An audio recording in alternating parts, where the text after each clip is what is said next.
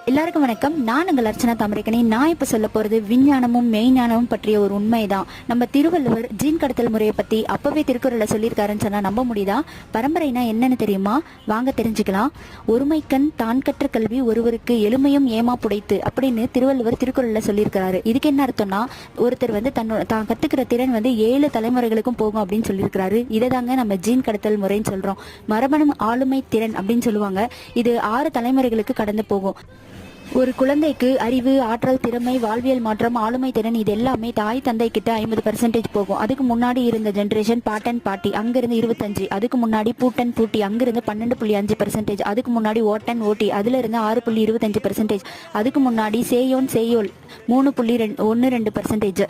அதுக்கு முன்னாடி தான் பரன் பறை, அதை தான் இப்போ பரம்பரை அப்படின்னு சொல்றோம். அங்கிருந்து 1.56%. 7வது தலைமுறையில 0.78, அதாவது 1க்கும் குறைவா